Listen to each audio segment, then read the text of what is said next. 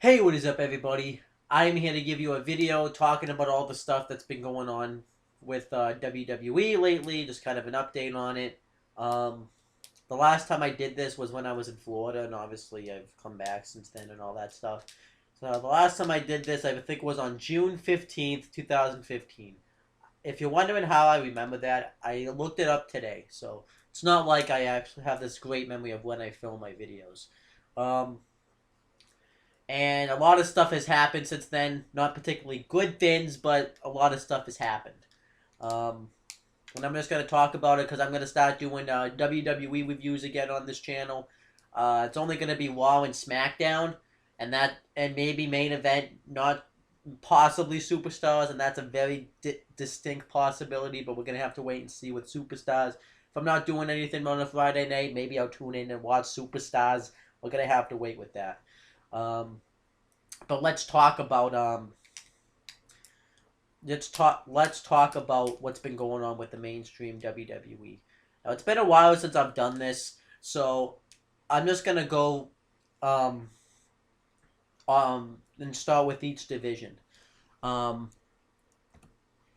so I'm gonna start with the WWE World Heavyweight Championship picture.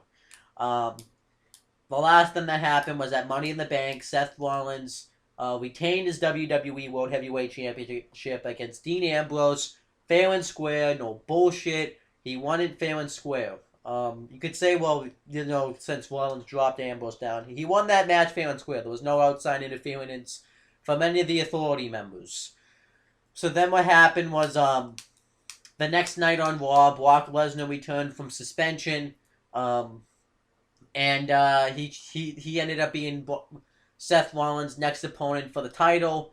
And Rollins was just concerned about it, and there was on the fences that the Authority was going to break up, and J&J Security and Corporate Kane decided to stick with Seth Rollins. The Authority stood together, beat down Lesnar, and then the Authority pretty much crumbled at that point, and Brock Lesnar destroyed J&J Security, destroyed Kofi Kingston at Beast in the East, destroyed Kane, took him out, injured his ankle, and then afterwards Seth Rollins attacked Kane, which is going to lead to some tension later on. And then at Battleground, Brock Lesnar was completely killing Seth Rollins. He hits the F5, which I don't think they should have done that. I don't think they should have jobbed out Seth Rollins like that. It should have been a nice match because there was still like 15 minutes left of Battleground, and you could have had a great match right there, and it's their network, and they just, ended the show 15 minutes early, and it kind of ruined Rollins in a way. But Lesnar was about to beat him. Undertaker returns, low blows Lesnar, so as a DQ, Rollins retains the championship, choke slams and tombstones him. Since Lesnar had broken Undertaker's undefeated streak at WrestleMania. I'm gonna get into that later on. Well, I'll get into it now. Pretty much what happened is it led to a match at SummerSlam. They did this awesome build up to it. I really wanted to see that match. And Undertaker won with some controversy because Lesnar got Undertaker in the Kimura lock. And Undertaker tapped out, but the referee was checking for Lesnar's shoulder, so he didn't see it. But the timekeeper saw it, so he rang the bell. Undertaker low blowed Lesnar, got him in the Hell's Gate, and Lesnar ended up passing out. And now at the next pay-per-view, which is like a week away at Hell in a Cell, Undertaker and Brock Lesnar are having a Hell in a Cell match to end it once and for all, which they've already had a Hell in a Cell match, but they're obviously not going to bring that up. So then, yeah, that's what happened with Lesnar and Taker. Back to the WWE World Heavyweight Championship picture. So the night after, Rollins was gloating about it, and John Cena came out, who was the United States champion, who had retained the title at Battleground the night before against Kevin Owens, which should not have happened. Kevin Owens should have won that match because it ruined Kevin Owens' credibility. And Kevin Owens ended up tapping out too. Kevin Owens went for beating John Cena clean at Elimination Chamber, and then he lost to him at Money in the Bank, and then he's tapping to John Cena, and a submission hold that John Cena can't even apply. But yeah, Kevin Owens lost. But that Cena retained the title, so it led to a match. At first, it was a U.S. title match on Raw, and Rollins ended up breaking Cena's nose legitimately, and it was really tough coverage because Cena still went and had the match for another 8 to 15 minutes. It was probably about 8 minutes, and Cena retained the title and U.S. title. So Rollins wanted to have a title for title match at SummerSlam, and the winner would be the first ever WWE United States and World Heavyweight Champion, or whatever it was called. Rollins won due to interference from Jon Stewart, who was the host of SummerSlam, which should not have happened. Well, I mean, Rollins winning shouldn't have happened, but the Jon Stewart thing should have been completely out of there. That should have happened because it made no sense the night after, because he didn't want. Because if John Cena had won that match, he would have broken Ric Flair's record for most world championships, because Ric Flair has well, he wouldn't have broken it, but he would have tied Ric Flair for 16 times world champion. It just didn't make any sense, and yeah, it made no sense in the world. So but afterwards, Cena attacked Stewart the night after. It was all stupid. It was bad acting. And Seth Rollins, if he had won that match, was going to get a statue from the Authority. And he got a statue, and now he wasn't declared as the future of the WWE anymore. He was the man. So then Cena was going to crash it, but he got kicked out. So then when they went to unveil Rollins' statue, who came up but Sting? And he attacked Rollins, and he got a WWE World Heavyweight Championship match at Night of Champions. And then Rollins also had to defend the U.S. title, because the pay-per-view is called Night of Champions. Every title has to be defended. So what they did was Rollins had to have two matches. One against John Cena for the U.S. title, and one against Sting for the world title. Sting ended up destroying Rollins' statue, which was stupid. And then Sheamus also threatened, because he had won the Money in the Bank. I don't know if it's had. And Sheamus threatened to cash in his Money in the Bank if Rollins survives both matches, so Rollins would possibly be having a third match. So then, at Night of Champions, Rollins lost the U.S. title to Cena, and then Rollins beat Sting, because Sting ended up legitimately getting injured, which was sad, but it's not like career-threatening now. Sting said he will come back to WWE, but Sting's WWE career hasn't been very good. He interfered in a match at Survivor Series that ended up getting reversed like a month later. He lost his first WrestleMania match to Triple H. His first WWE match to Triple H. And then he's dicking around with Rollins' statue. And he doesn't win the title. He at least has a win in WWE. Because he's beat Big Show by disqualification. And he won the tag team match. It was him and Cena versus Big Show and Seth Rollins. And Rollins ended up tapping out to Sting's Scorpion Deathlock. So he at least has some wins in WWE now. But still, it's that's not going to change anything. Sting's run in WWE has been crap. But then after the match, Sheamus came down, bro kicked Rollins, tried to cash in the briefcase, but then Kane returned in the mask and everything. He was Demon Kane again, attacked Rollins and Sheamus. So Sheamus never cashed in, so he still has his Money in the Bank briefcase. And then the night after, he ended up being Corporate Kane, and now they're doing this split personality. But it's not like they did in TNA with Joseph Park and Abyss. The difference is it's way better, because at least Kane knows he's doing this. He's just doing this to play mind games with Seth Rollins. And now they're having a match in Hell in a Cell where if Demon Kane loses, Corporate Kane will no longer be the director of operations. But if you haven't seen this stuff with Kane, you have to check it out. Corporate Kane is just great. And watching Demon Kane destroy Seth Rollins is great. So that's what's going on with the WWE World Heavyweight title picture. It's been okay.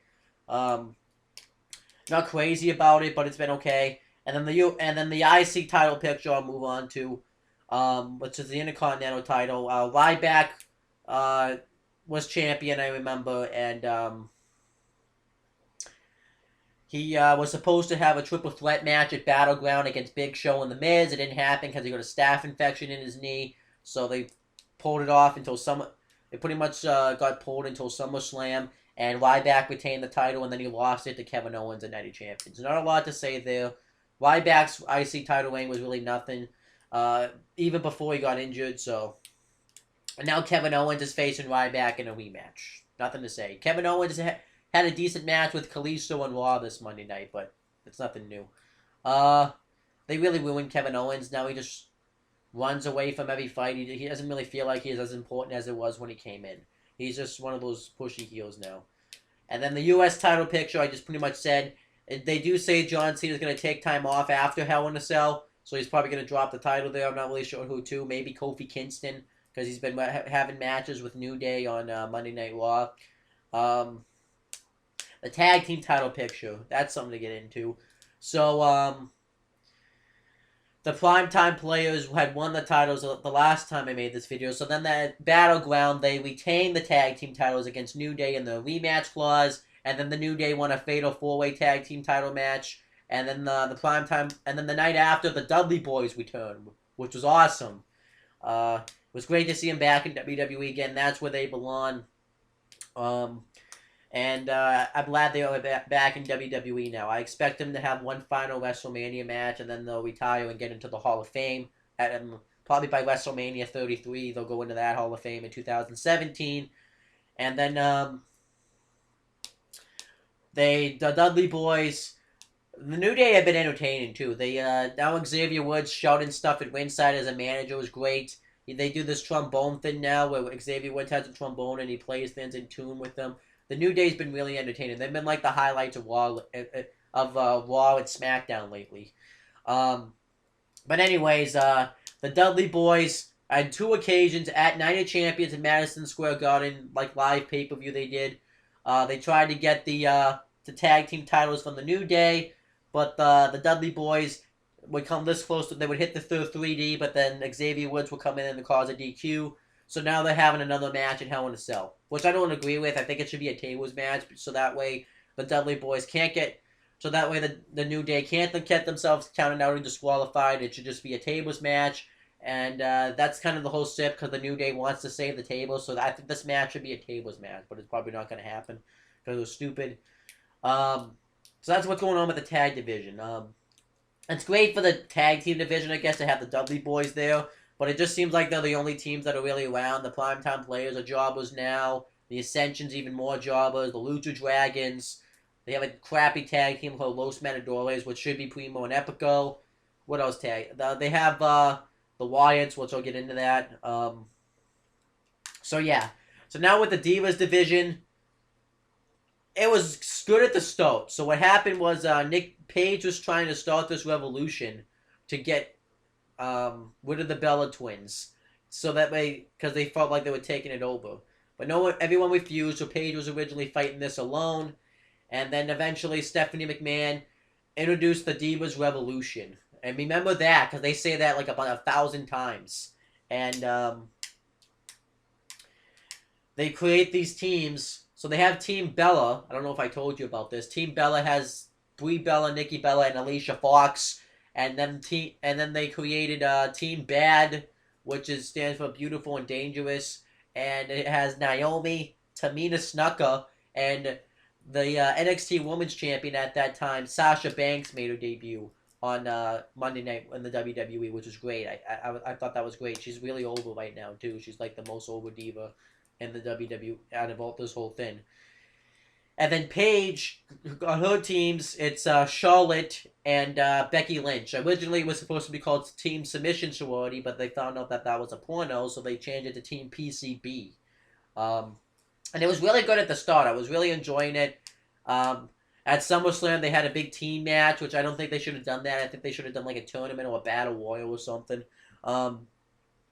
Well, Team PCB won. Becky Lynch got the pinfall. It was elimination, but Becky Lynch got the pinfall, and then we made it Team Bella by pinning Brie.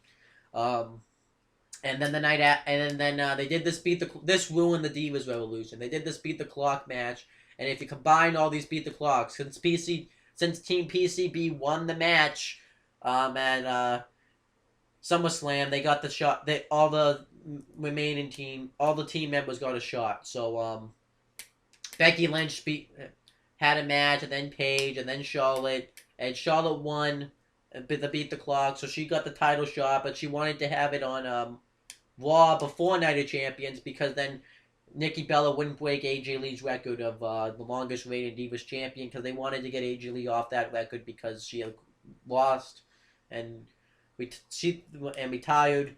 So she didn't win. She won by DQ, which was stupid. And then Charlotte won the title at Night of Champions in a stupid match because Charlotte couldn't showcase her talent. They really dumbed down Charlotte's wrestling ability. And now they did this thing where Paige has turned on Team PCB.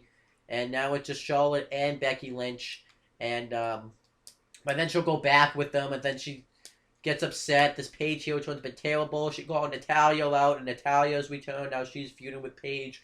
And now they're doing the Charlotte Nikki Bella match that no one's going to care about in Hell in a Cell because they're having the rematch. So it's just stupid. The Divas division had great promise. I think what ruined it was doing the teams. I would have been fine if they had done the teams. I think they need to get rid of the teams now because it's run its course. And I don't know. It just is stupid. It's not a revolution. Let's be honest. It really isn't. It's the same stuff. So yeah, that's what's going on with the Divas division. And then what else is big going on? So now Roman Reigns. I got to talk about him. So he was feuding with Bray Wyatt because he cost him the Money in the Bank match at the Money in the Bank pay-per-view. So then they had a one-on-one match because this whole thing was that they wanted anyone but Roman. They didn't want Roman Reigns to make it to the top. And they had a one-on-one match. Wyatt won because somebody in a hood interfered. And it ended up being Luke Harper, we found out. So then the Wyatt family sort of feuded with Wyatt and Harper, but Eric Rowan wasn't there because he's legit injured. So then they did a family versus family match. Roman Reigns tagged with Ambrose against Wyatt and Harper. Reigns and Ambrose won, and then they did a rematch the night after. And then they introduced a new member to the Wyatt family, Braun Strowman. And he's an unstoppable monster, so Reigns and Ambrose try to get a tag team partner to tag with them at Night of Champions to face the Wyatts.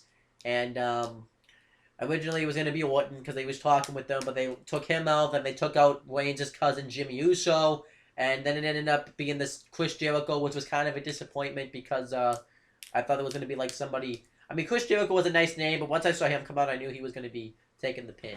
And that's what happened. Strowman choked him out. So then the night after, Reigns and Wyatt were just going to finish it off, but the other two, Strowman and Harper, interfered, and Reigns fought them off. And what else happened?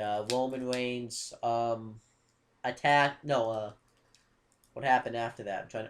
So then Randy Orton returned. So now it's split up because now Reigns and Wyatt are going to have a Hell in a Cell match to end it once and for all, which it makes sense. You want to have a Hell in a Cell match between them because they've been feuding for like about 5 months. And now on the pre-show, which is kind of stupid, it's going to be Randy Orton and Dean Ambrose tagging up with Luke Harper and Braun Strowman. It's stupid this is on the pre-show because Randy Orton was... These are like the top guys. At least Randy Orton and Dean Ambrose, they're like the top guys right now, and they're going to be on the pre-show. At the same time, it isn't stupid, though, because this gets people to watch the pre-show, so I'm not going to complain about it too much, but it's stupid. And what else has happened since what else has happened? They've repeatedly done Stardust versus Neville. It was originally like a one-on-one feud, and then they brought Stephen Amell into it, and then it turned into a tag match at SummerSlam with Stephen Amell and Neville versus Ken Barrett and Stardust, and and obviously the celebrity wins. So, and he didn't come out as the Arrow though; he came out as Stephen Amell, which I thought was stupid. And then Stardust Stardust turned on Barrett, and then Stardust formed an alliance with the Ascension called the Cosmic Wasteland, and they beat Neville and the Lucha Dragons on the Night of Champions kickoff, and then they lost to him the night after, which I hate it when they do that stuff because nobody gets over and nobody wins and nothing like that. And then now the Cosmic Wasteland is just gone, and Neville and Stardust were having a match on Raw, but Ken Barrett returned and he laid them both out. Now for some reason he's feuding with Neville, when he should be feuding with Stardust, so that's stupid. Big Show still won't retire. That's nothing new. I really want him to. He just has nothing to accomplish anymore. He's done it all in the WWE. So he should just retire or go away as of right now because this is getting bad. What else? Sheamus is looking like a weak Money in the Bank winner, but that's nothing new. The crap with Ziggler and Rusev is just crap. They did this storyline where, actually the storyline was already crap, but it's gotten worse. Now Summer Rae's in the mix. I don't know if that happens. That happened the last time, but Summer Rae's in the mix, and Rusev took out Ziggler, so he got put on the shelf. He really was filming a movie. Then he returned. They had a match at SummerSlam. It was a count out. Then Ziggler beat him at Night of Champions because they did this whole thing where Summer Rae went in Ziggler's locker room and it was all this big schmoz. And now Rusev in real life is engaged to Lana, and TMZ leaked it out, so they had to. And I don't know if the storyline's over, but they had to break up the relationship with Summer Rae because she originally proposed the week before. So yeah, thank you, Lord. TMZ saved the relationship. I know everyone says it breaks kayfabe, but let's be honest. The storyline was bad. It ends the storyline, and let's be honest. Vince McMahon wanted to break up Rusev and Lana. This saves their relationship, so I'm fine with it. Sometimes there's more important stuff than storylines. This I'm fine with.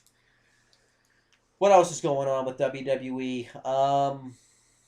So Sasha, by the way, isn't the NXT Women's Champion anymore. She lost it to Bayley in an amazing match. But I just wanted to point that out. I heard they want to get Del Rio back. I think he is back with the company, but I'm not sure. I'm going to have to read into that. Because they want to build another Hispanic star, which they could easily do that with Kalisto, but they're not going to do it. What else is going on? I think that's it. WWE isn't that great, though. It just isn't. Why do I continue to watch? Because I'm a wrestling fan. I always like watching. It is bad, but I bet it's been worse before. So there you go. And they get some good matches in there and stuff like that. It isn't, there isn't like a lot of good things about it, but there's some redeeming qualities. I am looking forward to seeing Undertaker versus Brock in the Cell. I didn't think it's random they're doing it in the Cell because this was something you would say for a big pay-per-view, so I can't wait to see Lesnar on Steve Austin's podcast. I can't wait to see that. I can't wait to see Barrett versus Neville. I'm just kidding about that one. Cesaro was getting a push for a while, and then he just lost randomly. He was feuding with Kevin Owens, and yeah. Cesaro looked like a loser. There you go.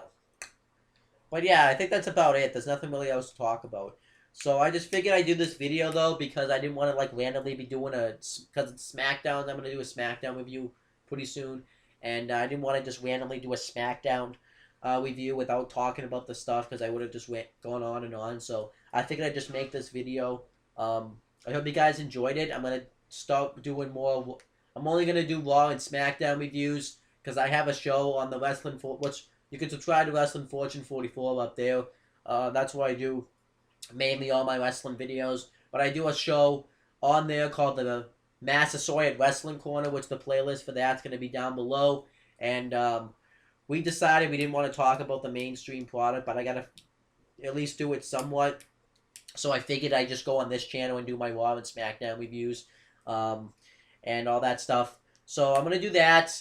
It should be fun. I mean, next Raw should be... I don't know if SmackDown tonight's going to be good. Well, if it was good, because it's over now. But Raw should be good this Monday night, because they're going to get a lot of which is another complaint. They don't push their guys. They push the past guys like Brock Lesnar, Undertaker, The Rock, Stone Cold Steve Austin. It's just getting old. I understand it's fun to bring back these past guys. We always get happy about it. But you got to build your own stars. You got to build guys like Reigns, like Wyatt, especially now because John Cena and Randy Orton are taking time off. I thought that would be a good thing, but I feel like they're going to panic. They're going to build new stars soon. They should have been doing that, because now that Randy Orton and Cena are going to be taking off, they're going to panic. And they're going to panic bad. So, yeah, that's about it, guys. Thank you guys for watching this video. Like I said, subscribe to Wrestling Fortune 44 and Massasoit Wrestling Corner. If you want to know my intake, at least on NXT, that's where I'll be doing my NXT reviews. But the Raw and SmackDown reviews are going to be on this channel. At least for the time being. I'm probably going to go back to doing it on the other channel. I'll at least make an announcement, too, when I go back to doing it on the other channel. But yeah, you can check those out. Check out my other channel, Owen the Talkinator, over here, where I post my non-wrestling videos and other things like that. And check out my friend James Hebert. He makes custom Titantrons of professional wrestlers. And he makes like voiceovers for music and stuff like that. It's a really fun YouTube channel. And somewhere on this video, you can check out his Whammy Through Wrestling channel where he's using WWE 2K14 to create his own little wrestling company, and he's having a tournament for the WYW World Heavyweight Championship. It's a 32-man tournament, and I'm one of those people in that tournament, and my character's all created, so you guys can check that out. And you can check out my channel down below for not just wrestling videos, but other videos on this channel. And thank you guys for watching, and I'll be back to do tonight's SmackDown review at some point, either tonight or tomorrow. So that's pretty much it, guys. Talk to you then.